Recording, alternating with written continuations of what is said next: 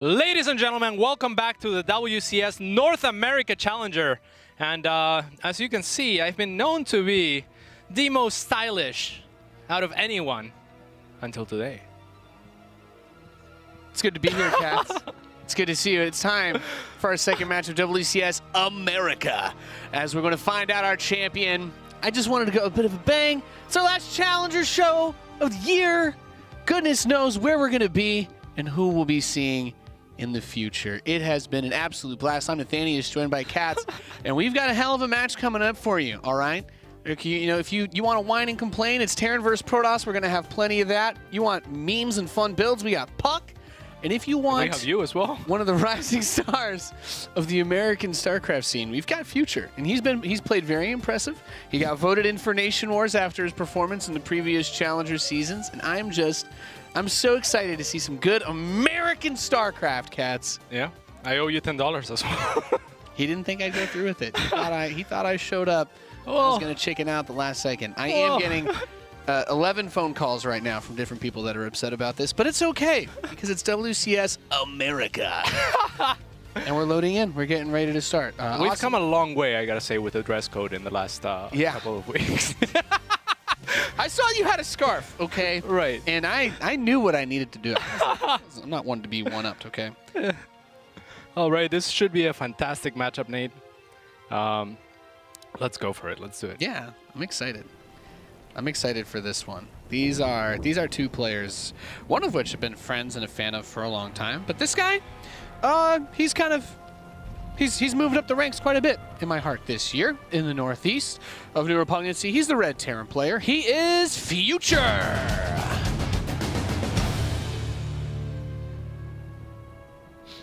And his opponent, solid and ingrained in my heart, it is my teammate and good friend, puCK! And this should be a banger. Yes. puCK has actually been preparing pretty hard for this match. I love Future as well. We're good friends, but puCK is, you know, obviously puCK.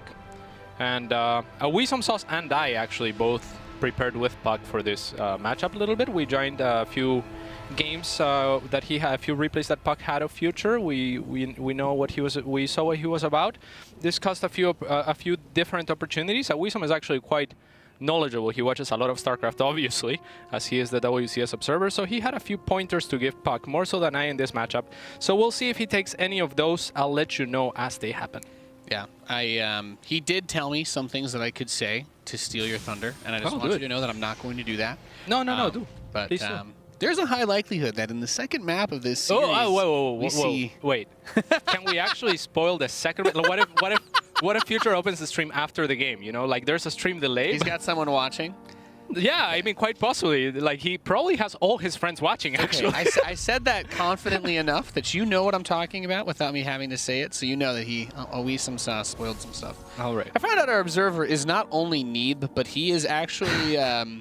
He's probably one of the smartest people I know as far as like network engineering and stuff goes. Yeah, he's a very, very smart. I've been picking his brain today. He's too good. Our observer is too good. Shout out to our awesome observer. Yes, indeed. While he awkwardly sits there following the units in this game, listening to us drone on and on. But puCK is kind of he's a creative player, right? We see him do a lot of weird stuff. He's an emotional player. He can get put on tilt and is both of them actually. Yeah. Can be very heavily affected by that. Both of these players are very similar, and that's why I think Ravi was bringing up how this matchup is particularly volatile, because both of these players are not just emotional, they're also very, very much intuitive, and I feel like I'm using that a lot, but you know, there's only a couple of ways of being, and these players are definitely that. So both players are not the best with reasoning, but rather with the feel of things, and they are very, very strong and make very, very good decisions based on that. But they also tend to experiment and do kind of like their own thing a lot, to the point where like sometimes it's like, whoa, that was a little bit crazy, or a very, very different approach. I mean, I can empathize with a lot of that, of course. But yeah, we'll see who gets crazy. Actually, puCK was trying to play a little bit more normal than he normally does. Not his best matchup traditionally. All right, well, yeah, I mean, if you follow these players, puCK streams a lot, right? And he's a really funny guy. But a lot of the stuff that he'll do will be like some meme builds, right? Disruptor drops and all that. Not that those are necessarily bad strategies, but it's not quite your bread and butter for Protoss versus Terran. Yeah, he's one of the most micro-oriented players probably in any scene. He just likes to micro a lot. Yeah, so and that can be a blessing when it goes well, but when you're a micro-based player and you make one mistake, right, all of a sudden everything kind of crumbles because you're usually working with fragile armies or expensive units, and when you land that first disruptor shot, it feels amazing, but even then, like, if they get it right after, you're like, oh my god, I actually have nothing at home and now I'm gonna die.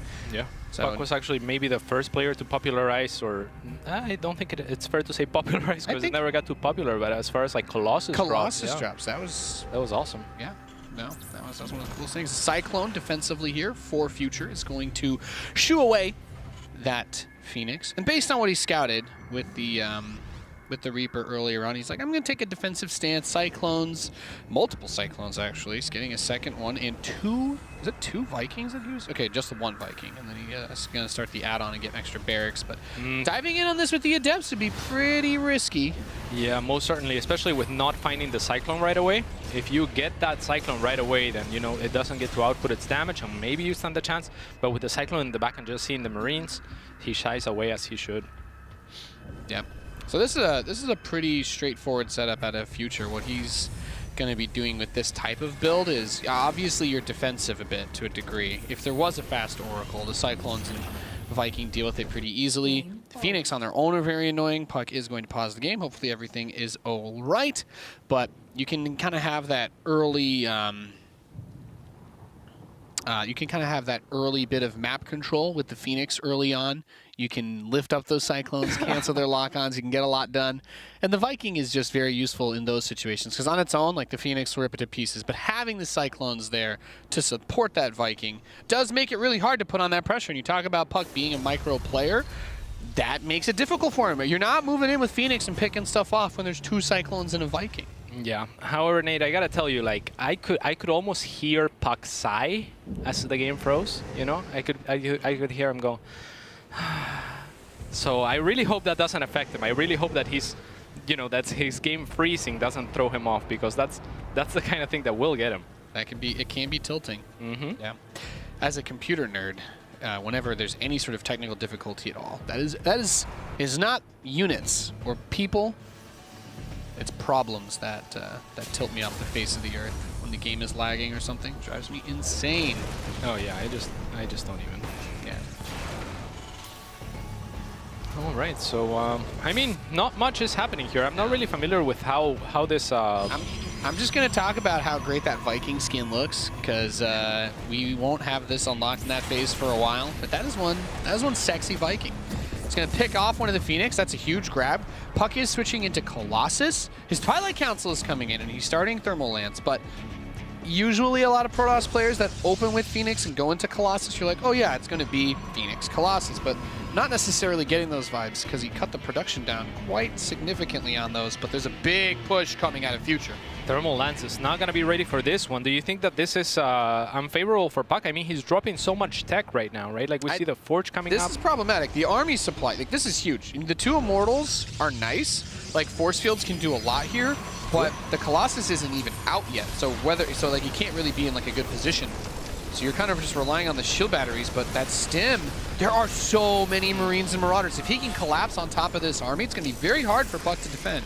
Yeah, not very good force fields either, but oh, this is very nice on the other end of things, as the Adepts will manage to get a few SCVs and delay the third base of Future, who is actually pulling back, so this is great news for puCK all of a sudden. Yeah, those types of counterattacks are really nice. You want that army to come home, and that just helps buy enough time. Now, Extended Thermal Lance is almost done. Zealot Charge is on the way, so there's still not a big focus on anti-air here to deal, but there's not really any Vikings either, so not a huge moment. Oh, Phoenix do all just kind of run in and die, though. That's not so great. Yes, indeed. Another set of missed force fields. Very uncharacteristic of puCK.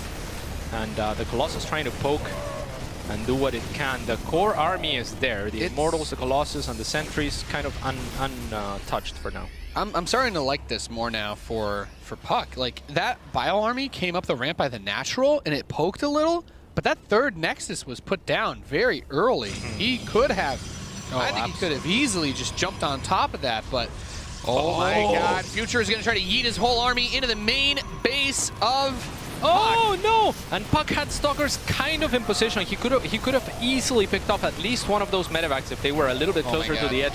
These probes do not want to be pulled right now. Well, I mean, think about it. You opened up with Phoenix. He lost all of them in that fight, and there's no blink, so those Stalkers can't really even get into like a great spot. All you can do is try to just attack the medevacs, and that is not going to work in this situation, so you really don't have the mobility that you need to deal with all of these medevacs in the main. Yeah, and that's a wonderful job at identifying that same exact thing by Future, right? Like he thinks, okay, I just took down the Phoenix as a result. I should do this, and there's very low risk. So that's it, and puCK will be forced to GG. Future picking up map number 1, and I think that's a really important thing to point out, is he lost the one Phoenix poking, and then flying all of the Phoenix straight into the bio during that fight. You think to yourself, well, the Phoenix aren't really supposed to fight and kill that army anyway. But then you remember, oh, well, there's no blink. He's going into charge. So he wasn't going to have blink for a long time, and then all your Stalkers are right there. They can't run away. They can't run forward and try to snipe those medevacs.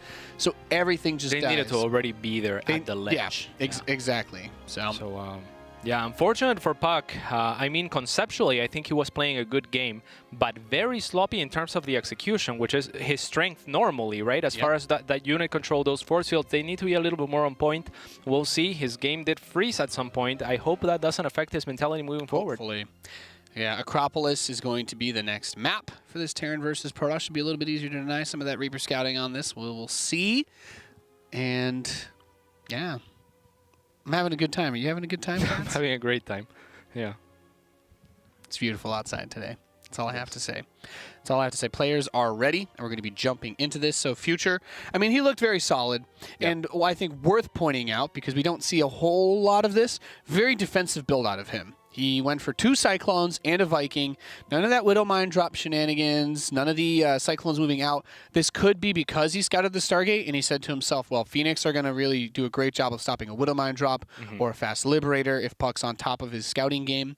So going into the Fast 3 racks worked really, really nicely because he made that push with Sim, and he had a lot of Marauders and Marines. Yes. And it seemed like it was almost a mistake that he didn't go for the 3rd, but he was still able to take advantage of just that massive amount of supply that he had so early on, because he didn't waste any time trying to sneak Widow Mines into mineral lines and kill probes. So I'm just going to build a big army and bring it to you. Yeah, one thing that Future is as a player is very decisive. Like once he says, okay, now this is it, he goes for it, right? Like we saw a lot of hesitation, for example, a little bit more at least from Jon Snow and how he was positioning, like slowly crawling towards his opponent. Future is very, very, I wouldn't call it impulsive because it almost sounds like a negative. I think it's a good trait to have in StarCraft, to just be decisive and go for the moves that you think are good. Oh yeah. Well, in a game of StarCraft, there are so many options, and people argue all the time about what is the best option, what are the best moves that you can make. But in StarCraft, it really is just about doing what you're good at and what you can execute the best. And in that scenario, you can make almost anything work, as evidenced by players like puCK, who sit at the top of the NA ladder, doing stuff like Colossus and Disruptor dropping all the time. And maybe you won't see it in the competitive matches as much, but it's still one of those things that if we get into a scenario where he can use those units, he's going to use them more effectively than other players.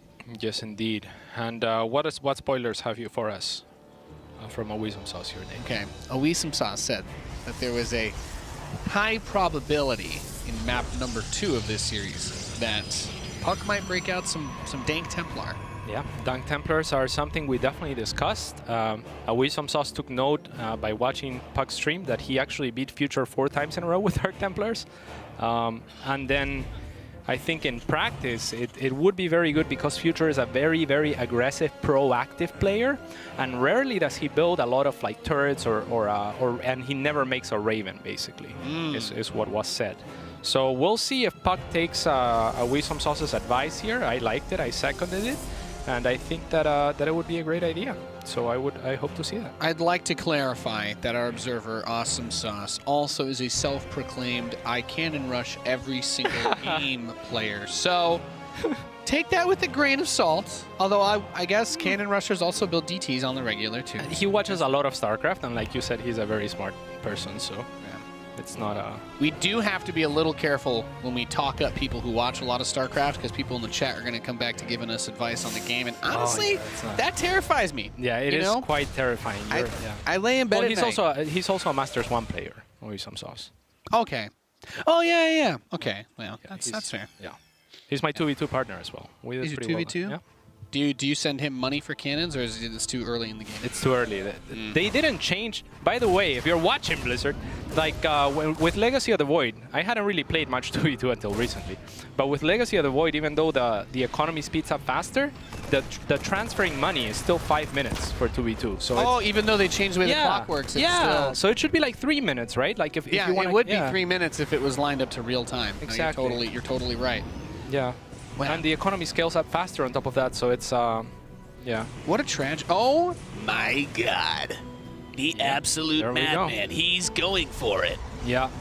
What puCK is expecting from Future is the mine being maybe buried in the bushes, and then a tank push with a few Marines. So what he wants to have is perhaps a few Stalkers positioned forward to try and delay that push as much as possible, and a Warp Prism in the back ready to warp in DTs. So that is the main idea here. If he has predicted Future strategy correctly here, it could be a very powerful move. But we see no tank at the moment. This is one of those builds that delays the stim setup a decent little bit too. So the fast charge follow-up could be big. As we all know, I think, especially if you can get that attack before combat shields. I don't even think about stim, but the Zealot with the charge damage in one attack, I think, is almost going to one-shot a Marine that stims without combat shields. You're getting very close there. So you need to be extremely cautious. Might be 2 hits in that situation, but still. Yeah. Then again, Future has not moved out as we were expecting he might. Oh my God! Is he going for the? He's going for the bluff. It's a bluff play. He wants him to react to an empty medevac, but it doesn't matter because he's got a. Oh, there's a second Warp Prism. Yeah, well, the Widow Mine won't blow up on the DTs unless he drags the shot over. Yeah, he has to spread those. He has to spread those. Okay, the scan is very preemptive. Very no bueno. DTs can easily escape. He did start a Raven, realizing what's going on in this situation. And it is important to keep in mind that the Prism's pickup range is now the same as the Marine attack range. So if he wants to grab DTs that are right in front of those Marines, it's going to be very risky. But he brought a second Warp Prism over, didn't he, Cats? He sure did. There is a lot going on here for puCK. Okay, this is very puCK. What am I looking at? I am not sure. He has to be very mindful. There was 2 mines kind of waiting for this as well. Mindful? Has to be very mindful, yeah. Sorry, I'm a So there is the Raven as a reaction. And 2 Archons in his base. Oh, you want to kill the Prism? Nice meme. I've got another one. The warping still continue because the other Prism's still powering them. That was so funny. Somewhere out there, Rotterdam is smiling. Yes, indeed. Very low Archon, though, as a result of that Widow Mine. This production walls off extremely nicely, though. So against the Archon, it's quite weird, yeah. The Charge Lot Archon actually can't really do. I'd like to see him. This is going to sound crazy, but I'd like to see him add a few more DTs in here. I wouldn't mind that. I mean, they do a lot of damage. The Blink DT build of that we saw before would be pretty good here to shorten those distances. And look at Future. Such a dirty man. Very intelligent move from Future here, making further wall-offs. Right, like with supply depots and such. But getting rid of the barracks, like this has always been the biggest weakness of Terran when you've got enemy units in your base, is that your production trickles out. So losing that production, he can't build his units anywhere other than where those barracks are. So being right on top of the production and sieging him like this inside of his own base, it's fascinating. Yeah, he has to be very careful though, because his firepower as far as threatening those buildings is just the 5 units, the 2 Archons and the Stalkers. Yep. The Zealots cannot move into position until some of those buildings are gone. And I think Future is going to be engaging soon. He's got Stim finishing up in just 7 seconds. I don't like this from Future, you got to be careful, though. Yeah, I did not like that move from Future. Maybe puCK will be able to capitalize, but a great Widow Mine hits a lot of the Zealots. Honestly, my biggest concern was I thought he would use an interference matrix to shut down the Prism while he tried to dive on top of the army. But he moved out just a little bit too early, and he lost a lot of those Marines. And now the Raven energy is gone as well. puCK needs to identify that wall is very open and send at least a couple of Zealots on the low ground, right? Like totally there's nothing There's nothing in the natural. Yeah, so Future would have to load a medevac, and then maybe you stand a chance to re-engage at the Oh my god, high ground. I can see a lot of people on NA trying some shenanigans like this. This is looking still great for puCK, though. Oh, but we gotta be really careful with those. Yeah, it looks like it. I mean, the army of Future is pretty much gone. The production siege. GG, puCK. puCK will take it. Getting on the scoreboard. Yes, indeed. Nice tied series. Okay, that is, if you're like, what is a type of game that signifies the type of player that puCK is? Right there. That's it. On a silver platter, doing some weird stuff, but executing it really nicely. And I was going to say, I thought he should try to be a little more aggressive with the DTs, but this kind of comes back to a classic StarCraft learning curve thing, where you're like, you could try to micro that a ton, but then maybe you're not going to have the follow-up prepared as well because your attention can only be in so many places. But I really like that. Like, the DTs come in, he gut checks him, he burns his skin, and he says, I don't need to try and do anything. Maybe there's a Raven finishing. If I lose these DTs, my build is dead. So he's like, Second Prism is here. I'm just going to do the follow-up and kill him. And it worked really well. It did. In spite of Future having a very good Sim City and, you know, making the best out of that, I would have liked some bunkers from him. The Widow Mines did great work, and they were very smart to deal with the Zealots. The extra wall-offs were very good from him. So just a difficult position. And puCK, even though we didn't quite predict what Future was going to do for his end, he adapted very well. Yep, he did. He did an extremely good job. I did like him adding in those few Stalkers, you know, even without upgrades. Like, just very important. Threatening the production in that situation. He lost that reactored barracks, and that's just, it's not a good place to be in, because those Marines, even though they had stim, without combat shields, they're really easy to pick off for a lot of those forces. Archon does about like 35, 37 damage a shot. And if you want to see those Marines get blown up by Archons in all their glory, just like they were in that game, check out the War Chest. You too can have your Super Quad Ultra Ridiculous HD Marines. And of course, you'll probably want combat shield on them, so Archons aren't one-tapping them after they stim, but they are beautiful. Check out the Collections tab under War Chest in your StarCraft 2 client today. You can buy it straight in-game. It's great. You got your skins if you want. You want to get the Terran ones only? That's fine. You can do that. You want the Protoss ones? Fine. You want all of them? There's a bundle for that. And even if you're waiting for your next paycheck, you can still level up your War Chest through the free tier, which is new with this War Chest. And you can still get stuff. You can get sprays. Fantastic. The Salt Spray. I think it's the Salt Spray and the Wall Spray. They're both free, and they're both incredible BM. Your opponent messes up their wall and you're killing them, send a Manor Drone, put the Wall Spray where their wall was supposed to be, type /dab in chat, and collect your ladder points. /dab, is that actually Or the a command? Salt Spray. No, tragically no. We're waiting for that command to get All right. Next War Chest. I've been pushing Tim hard on that one. Yeah. We'll see. We'll get that in there on some of those units. I'm just saying, a lot of animation work. I'm just saying, when Gangnam Style got big, that song, half the dances in StarCraft are off that song. I think it's time. I think we can move on from 2012. I think maybe. I might be asking a lot. I don't know. We moved past Broodlord and Fester. Maybe we can move past that. Perhaps. I'm just killing time because we have the next lobby ready to go, and we're just waiting for it to start.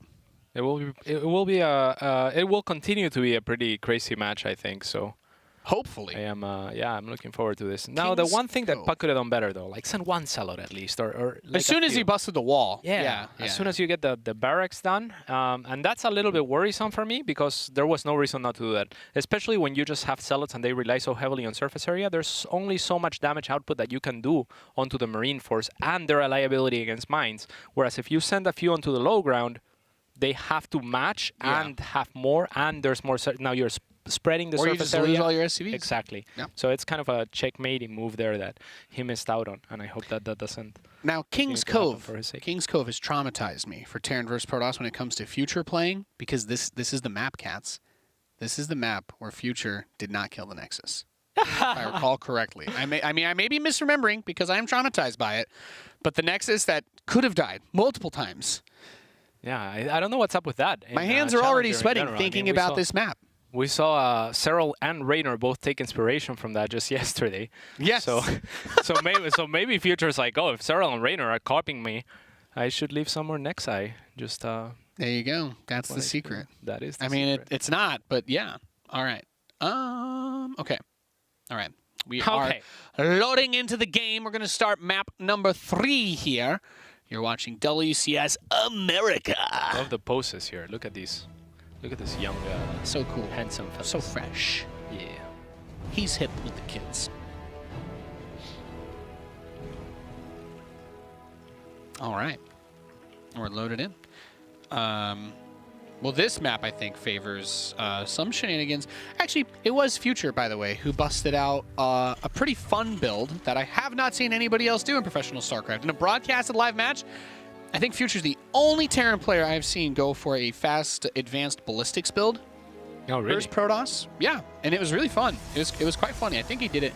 I think it was versus M. Canning, although don't quote me on it. He did it in his crew. I just remember being flabbergasted. Right up your alley, right? Yeah, because I mean, you know, obviously. Cousins with the battle cruiser. Yeah, obviously I'm a BC rusher, but this map is really good for wildcard strategies like that. Although if puCK, who? Why is that? Because on this map, my favorite thing about King's Cove is there's just a huge amount of airspace outside the main. So at the edge of the map, it doesn't look like there's a ton of space, but just the way that it works, you can hide air units in the geometry behind any of the bases on this map. And the Liberator, with the range upgrade, can actually cut off mineral patches without being targetable by stalkers. Nifty. So you force the Protoss player to build a Phoenix or a Void Ray or whatever air unit, but you basically say now you have to spend 150 on a Stargate, then you have to spend X number of resources on an air unit. It is kind of risky in the sense that puCK opened Phoenix in the same yes in the first match though. So should that happen, I guess you just lose, right? Like so much investment goes into it.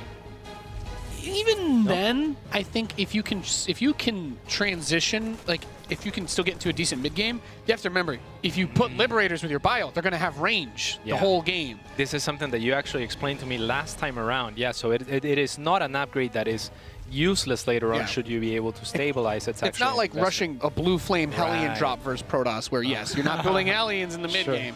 Why would you ever do that though? I don't know. Case, in case two of them dies. I guess we were talking about 2012, so I'm like, remember that MLG when all the Slayers players built Hellions and everyone said, what is this unit? It's like, well, they made the icon for the upgrade blue, so everyone realized it existed, and that's when they found out it was overpowered. Yes, indeed. It was the worst balance patch of all time that killed the Hellion when they changed the color of the icon. They did? I don't breaks my remember heart. this. Yeah, that was what did it. It was right before that MLG. They patched it because the blue flame Hellion Infernal Pre-Igniter used to have a red flame on it. Oh, really? They changed the icon to be blue. They're like, oh yeah, because in the game it makes it blue. Right. And that was like within a week, all the Slayers players were like, oh yeah, Hellions plus 10 damage. Oh my god, wait, no, they two-shot workers. They two-shot workers and nobody builds walls. And then they cut the damage down of Infernal Pre-Igniter from plus 10 to plus 5. And that made it take one less hit for Hellions to kill Zealots, and that was also the final nail in the coffin for weird mech builds versus Protoss. Ah, sad times. Sad times. The Adept will be recalled here. Yeah. puCK thinks it's very worthwhile. He said someone did the math even on the probe recall, and he likes that one too. That one's a little bit more debatable, so saving one Adept makes perfect sense here. It does, but as a Terran player who hates Chrono Boost, I love it. Please send your probe in and recall it out. That's how I felt about it too. I feel like it cuts down on your options. Like we were actually talking about exactly that because we were watching one of his games where he recalled the probe. Yeah. And yeah, I touched on that. I was like, yeah, I don't like it. He was like, someone did the math. I'm like, okay. When I talk to other Terran players about it, or when I'm like talking about it on stream or anything, and people are like, oh yeah, well he recalled the probe. I'm like, good. First of all, you're giving your opponent a huge confidence boost. The Hellions are going to try and get through, but 2 Oracles can do a lot. How many probes is he going to be able to get? Just 3, it looks like. Yeah, like even if it is economically slightly better to do so, it is not inherently better because it cuts down on your options as of to where you would allocate that Chrono Boost. Yeah. All right, so some shield batteries are going to get put up in preparation for this Banshee that he should now know about. And the robotics facility is coming in too. So one Banshee does not actually deal, can't really kill probes in front of a shield battery. So as long as you have one in each base, you need 2 Banshees to start one-shotting probes. But then you remember that Stargates exist, and Cloak's not done yet. So this Revelation, while not necessary, it's kind of like a power move. and this Banshee is super dead. Yeah, that is that is a sad time for the Banshee. It was a power move. Cloaked actually finished 1 second later than he would have needed. Yeah, I would have. Yeah. Yeah. It's really unfortunate, but if you see this, I feel like you almost have to try and like cancel the Banshee. This is a brave Banshee. Like if I'm the pilot of that Banshee, I'm like, no, there's no way I do it. Why would you send me out here like this? Don't you love me? Banshee's super dead. Super, super dead. And that was just hopeful. I mean, he even used the same pathing there. I would have liked for him to, you know, like... It's like, hey, that dark alleyway where the Oracle and the Phoenix are hanging out, where your friend just at, I need you to go down there, okay? Just go right on in. There's no way they'd check the same place twice. Yeah. That was not the best match. And this puts puCK, you know, potentially in a great spot. Now the Raven follow-up as well, not a particularly strong aggressive unit, so it's really going to cut down on the potential of that Phoenix pickup there. I would have liked to see him challenge the Cyclones. The second Cyclone? Or Oracles can, or 1v1, Oracle can beat a Cyclone if it doesn't have mag field, but in that situation you have 2 Oracles and you can lift 1 Cyclone up. It should be super easy to kill both, but... Okay. Did he have the energy though? He's used so much Revelation, I feel like he was kind of drying out. I thought he did. I thought he could at least kill one of the Cyclones. The second one, maybe he doesn't kill it because he's out of energy, but he shouldn't have lost anything. Fair. Oh, well, look at that Raven skin. That's beautiful. Yeah. The Raven, it's kind of like the Raven skins and all the war chests. I'm waiting to see something a little bit different. This is going to sound kind of weird, but it looks like when someone soups up the spoiler of their car. You know what I mean?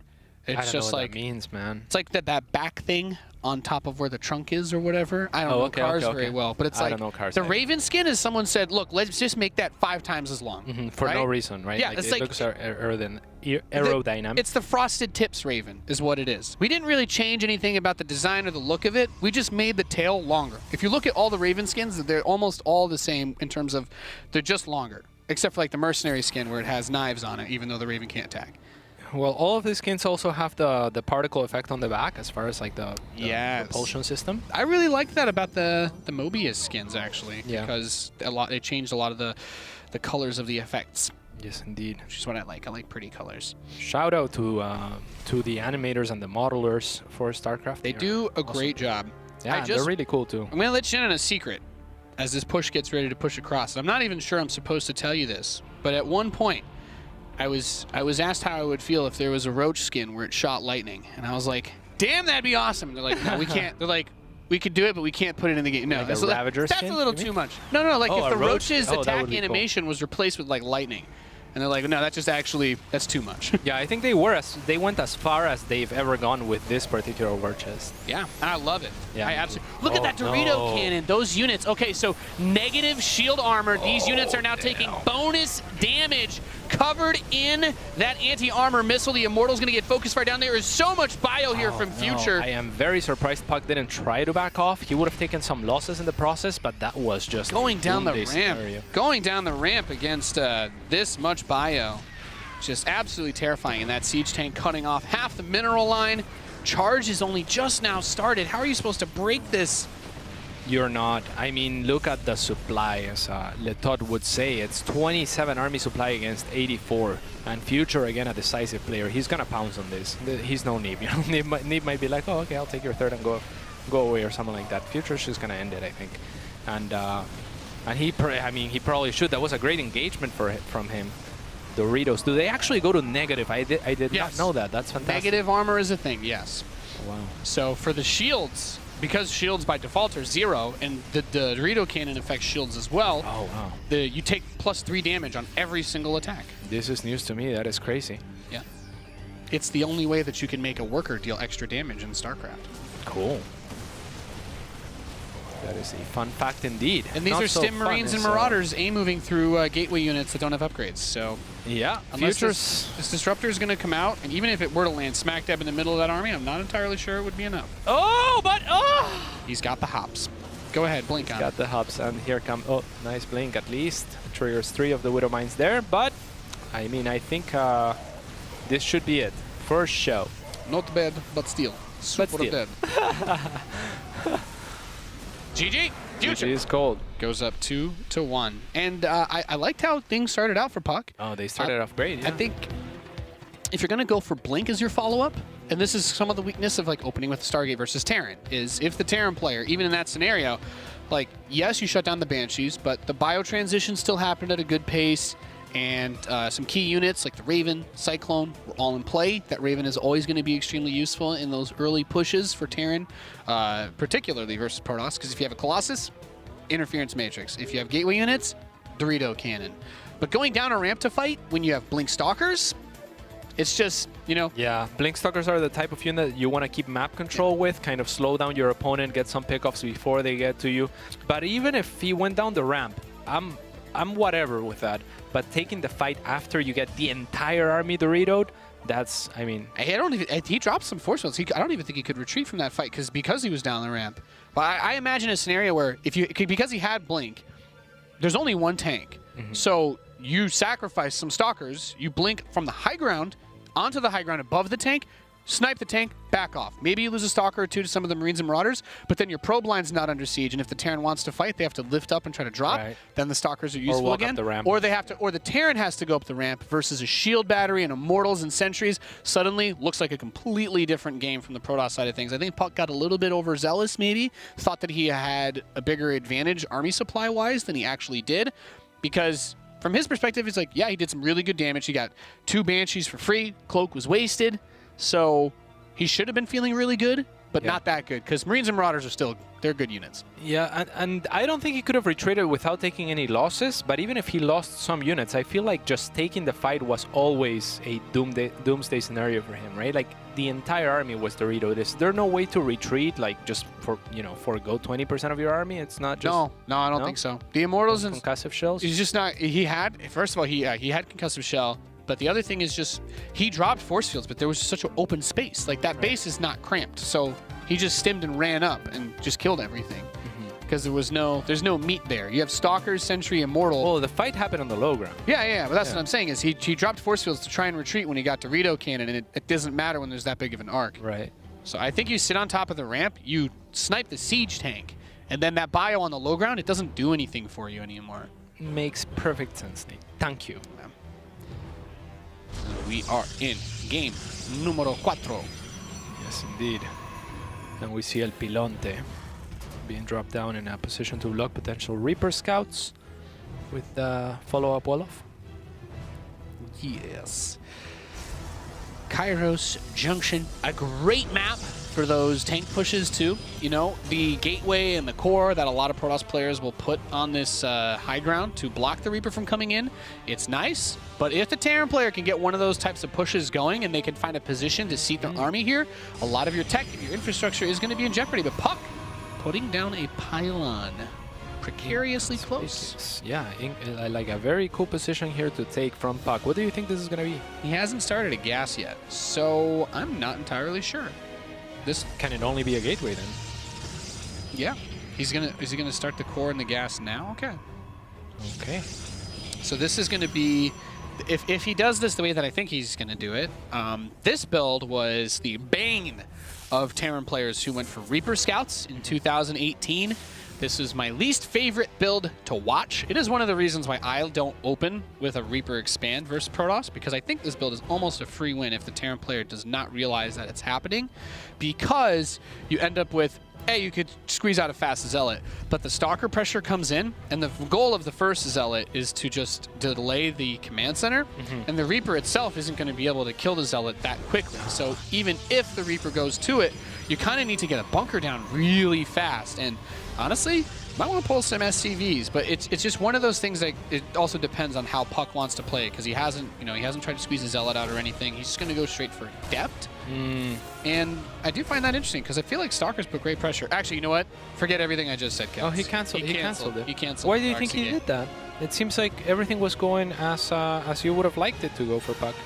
He must have been looking for something else. I don't know. I couldn't fathom it myself. He's going to build a bunker anyway, which I do like. I think that early game-wise, the bunker versus Tasso is going to be nice, especially since he probably would have tried to build a bunker regardless once he notices that there's a missing pylon, because there should be 2 pylons here already.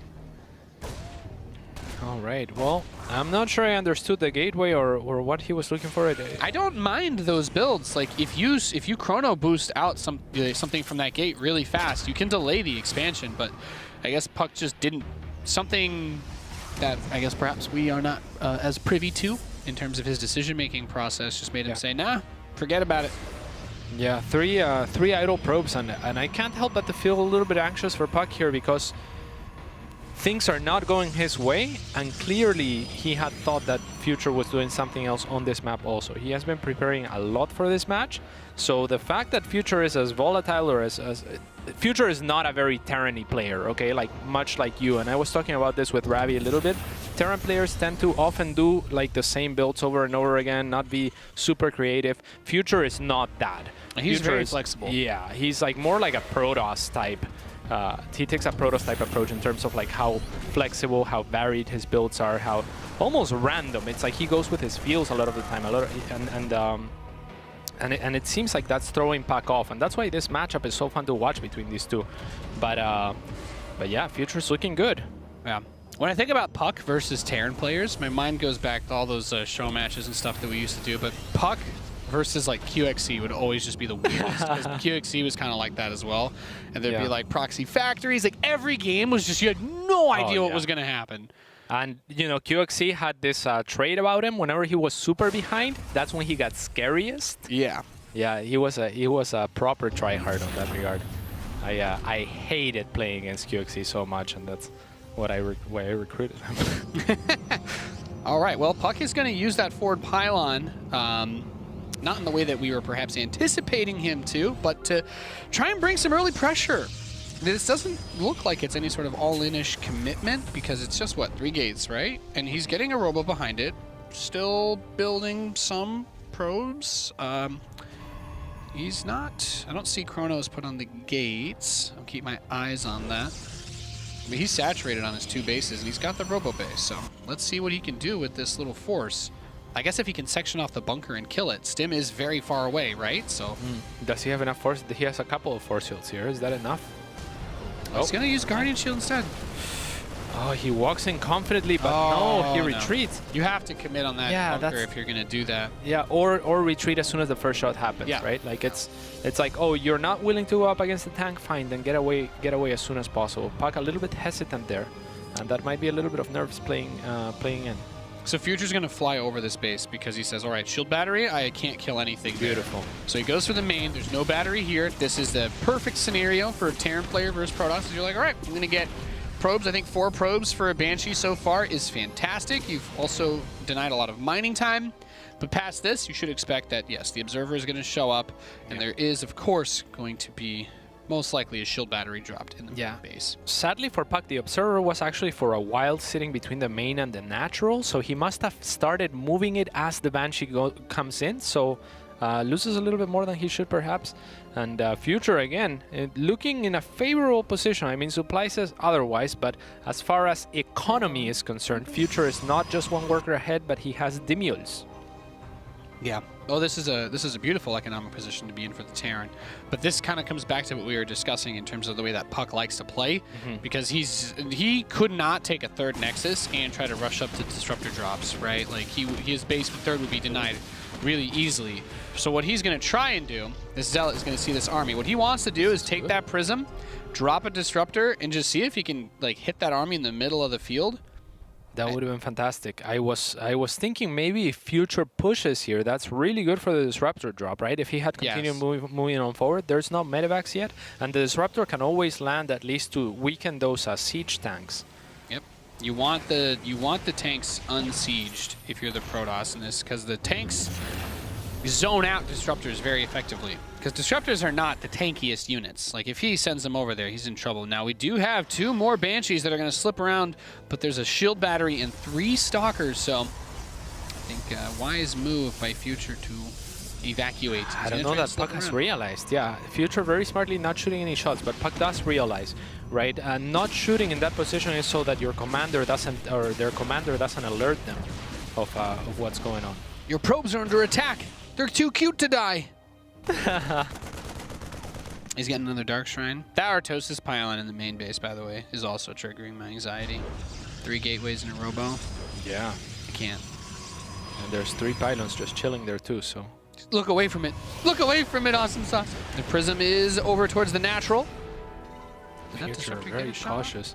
Now there's a couple of medevacs, so it's going to be difficult for the Disruptor to find the shots that it wants. Oh, no, turn around. Oh, no. Go home. No. Go home, okay, Big at least Daddy Colossus. It's gonna avoid their vision. This could actually work out well for puCK, as Future Oh, is in he's the middle gonna of the map. force him to engage. I mean, right now is when, or maybe a second ago is when you try to land the Disruptor hit there. Yeah. Okay.